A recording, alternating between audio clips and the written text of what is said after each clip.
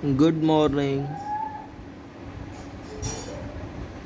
विभिन्न धरातलीय कारक अध्याय में हम लोग अपरदन पर चर्चा कर रहे हैं। पिछले वीडियो में हम लोगों ने विभिन्न अपरदनीय कारकों में प्रवाहित जल को पढ़ लिया था। इसके बाद अगला बिंदु है भूमिगत जल। पृथ्वी की ऊपरी सतह के नीचे भूपटल के चट्टानों से संचित जल को भूमिगत जल कहा जाता है। भूमिगत जल द्वारा रासायनिक अपक्षय की क्रिया महत्वपूर्ण होती है और इससे संबंधित स्थलाकृतियाँ चूना प्रधान क्षेत्रों में निर्मित होती हैं। इन्हें क्रस्ट प्रदेश भी कहा जाता है।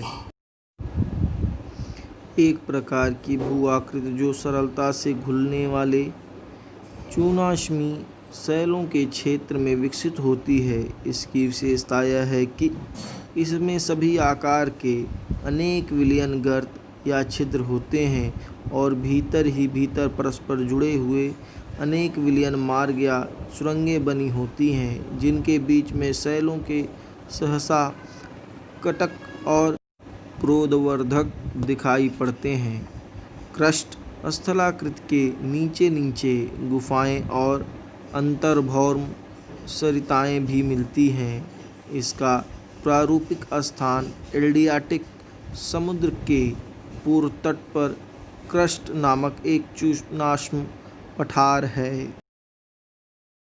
चूना पत्थर प्रदेश में भूमिगत जल द्वारा निर्मित विभिन्न प्रकार की स्थलाकृतियाँ भूमिगत जल के अपरदन द्वारा लैपीज, घोलरंध्र, डोलाइक, विलयन छिद्र, घोल पटल, क्रस्ट खिड़की, युवाल, पोलीजे, धंसती निवेशिका, अंधी घाटी, क्रस्ट घाटी, कंदरा, प्राकृतिक पुल आदि स्थलाकृतियों का जन्म होता है। निक्षेपात्मक स्थलारूपों में स्टेलेक्टाइट और स्टेलेग्माइट, कंदरा स्तंभ आदि प्रमुख हैं। अगला बिंदु है हिमनद या हिमानी। पर्वतीय एवं ध्रुवीय क्षेत्र की वह रेखा जिसके ऊपर वर्ष भर हिम का आवरण रहता है तथा बर्फ पूर्णतः कभी नहीं पिघलती, हिम रेखा कहलाती है। हिमानी या हिमनद धीमी गति से बहने वाली हिम या बर्फ की नदी है। इससे निर्मित स्थल रूप निम्नलिखित हैं। यू आकार की घाटी। पहाड़ों पर पहले से मौजूद नदी घाटियों में हिमानी के लंबवत अपरदन से यू आकार की घाटी का निर्माण होता है। एरिट। किसी भी पर्वत के दोनों ओर शर्क के विकसित होने से मध्य का भाग अपरदित होकर नुकीला हो जाता है, जिसे एरिट कहते हैं।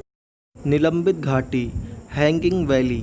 जब किसी मुख्य हिमनद में कोई सहायक हिमनद आकर मिलती है तो हिमनद नदी पर लटकती सी प्रतीत होती है, जिसे लटकती घाटी या हैंगिंग वैली कहते हैं। शर्क। जब किसी पर्वतीय भाग में हिमानियाँ हटती हैं तो वहाँ आराम कुर्सी की आकृति बनती है, जिसे शर्क कहते हैं। गिरिशृंग या हार्न। जब किसी पर्वतीय भाग पर चारों ओर से शर्क बनने लगते हैं तो बीच का नुकीला शीर्ष हार्न कहलाता है। ड्रमलिन। जब हिमानियों के तल पर हिमोड़ का थोड़े थोड़े समय पर गुंबदाकार टीलों के रूप में जमाव होता है तो उससे बनने वाली स्थलाकृतियों को ड्रमलिन कहा जाता है। उपर्युक्त के अतिरिक्त भेड़शिला, नूनाटक, अवक्षेप मैदान तथा परिहिमानी आदि हिमानी से बनने वाली प्रमुख स्थल रूप हैं। कुछ स्थल रूपों के चित्र आपके सामने प्रस्तुत हैं, इन्हें भी देख लें। इस वीडियो में इतना ही। पवन एवं समुद्री लहरें दो अपरदनकारी शक्तियाँ शेष रह जाती हैं, जो अगले वीडियो में प्रस्तुत होंगे। आज का गृह कार्य अपर्दन से होने वाले लाभ एवं हानि की समीक्षा करें।